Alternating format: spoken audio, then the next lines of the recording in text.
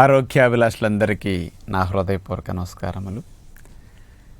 మనకి ఎప్పుడైనా virus, bacteria, క్రిములు లోపలికి వెళ్ళిపోయి లంగ్స్లో ఇన్ఫెక్షన్ కలిగించి కఫము శ్లేష్మాల్ని తయారు చేస్తూ ఉంటాయి. ఆ ఇన్ఫెక్షన్ కారణంగా ఉత్పత్తి అయిన కఫము శ్లేష్మము గాలి గొట్టాలలో, గాలి తిత్తుల్లో పేరుకుపోతూ ఉంటుంది. అవన్నీ కూడా గాలి ప్రయాణానికి ఆటంకం కలిగిస్తూ ఉంటాయి.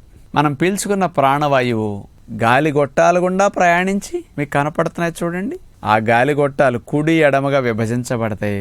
పెద్ద గాలిగొట్టము, చిన్న గాలిగొట్టము, ఇంకా దాని నుంచి మరో చిన్న గాలిగొట్టం, వాటి నుంచి ఇంకా చిన్న చిన్నవి గొట్టాలుగా బ్రాంచెస్గా అట్లా విభజించబడ్డాయి. ఈ గాలి గొట్టాలన్నిట్లో మనం పీల్చిన గాలి వెళ్ళి చిట్ట చివరకు ఆ అల్వియోలి, అవే గాలి తిత్తులు, వాటిలో మనం పీల్చిన ప్రాణవాయువు ఫైనల్గా అక్కడికి వెళ్ళి ఆగుతుంది.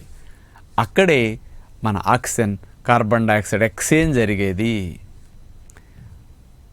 రక్త శుద్ధి జరిగేది అక్కడే.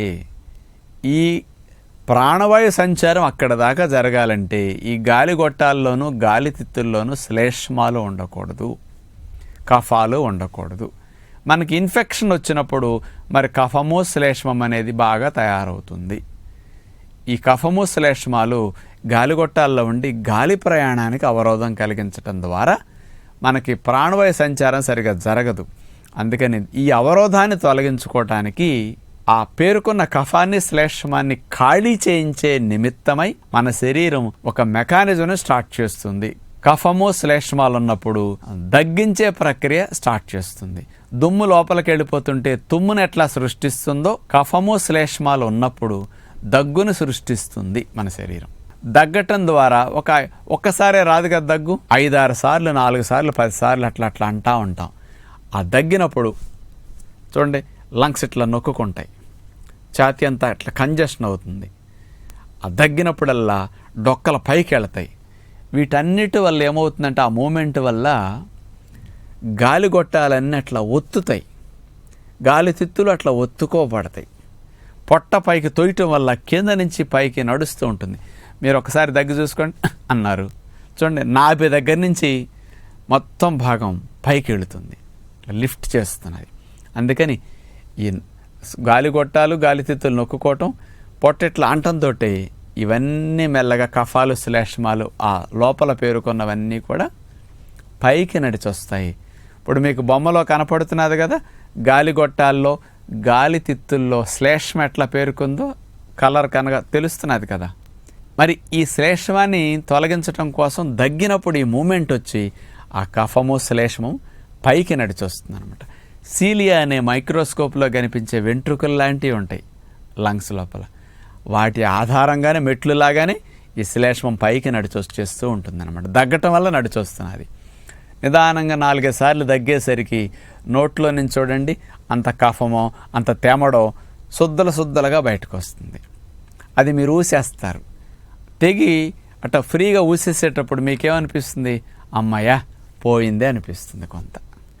అది బయటకు పోవటం మీకు హాయి అనిపిస్తుంది. ఎందుకు?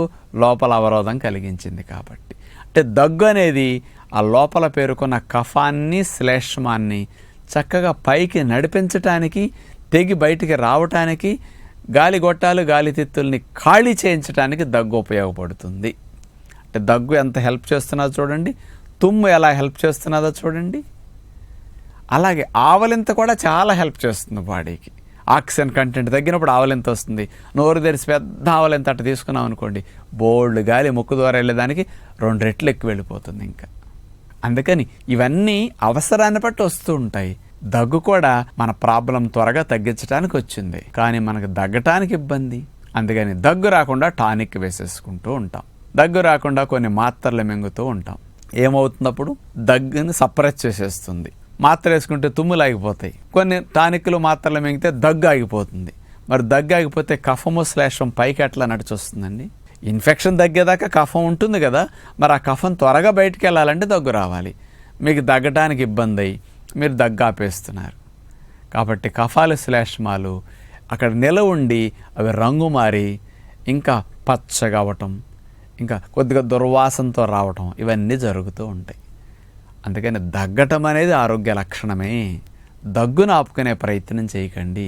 మరి మాకు నిద్రపోయేటప్పుడు దగ్గు వస్తున్నది కదా, మరి ఇబ్బంది కదా, నిద్రపోకుండా ఆటంకం కదా అనొచ్చు మీరు. దానికి ఒక సొల్యూషన్ నేను చెప్తాను. సాయంకాల పూట 6 గంటలకల్లా మీకు దగ్గు తగ్గేదాకా 6-7 పళ్ళు తినేసేసి పెందలకాడే ఆపేసేయండి. దగ్గు తీవ్రంగా ఉంటే పళ్ళు బదులు తేనీళ్ళే తాగండి 1-2 సార్లు. నైట్ అసలేమీ తీసుకోవద్దు ఆహారం. ఇలా చేయటం. మార్నింగ్ బ్రేక్ఫాస్ట్లో కూడా ఫ్రూట్స్ తినండి. మామూలుగా దగ్గు తీవ్రత తక్కువ ఉంటే. తీవ్రత ఎక్కువ ఉందనుకోండి, ఉదయం కూడా తేనీళ్ళు తాగండి. మధ్యాహ్నం పూట ఒక్కసారే భోజనం చేయండి. ఇలా ఎక్కువ టైం ఖాళీ ఉంచటం వల్ల మార్నింగ్ ఈవినింగ్ మీ బాడీలో రక్షణ వ్యవస్థ యాక్టివేట్ అయ్యి ఆ కఫాన్ని శ్లేషమాన్ని ఇంకా త్వరగా తగ్గొట్టేయటానికి, తగ్గించడానికి, ఇన్ఫెక్షన్ తగ్గించడానికి ఆ కఫాలు శ్లేషమాలు మీ ఫ్రీగా బయటికి రావటానికి ఉపయోగపడతాయి. మీకు ఇలాంటి ఉదయం సాయంకాలం దగ్గొచ్చేసి కఫం ఖాళీ అయిందనుకోండి, నిద్దట్లో లేపి తగ్గించాల్సిన స్థితి మీ బాడీకి ఉండదు.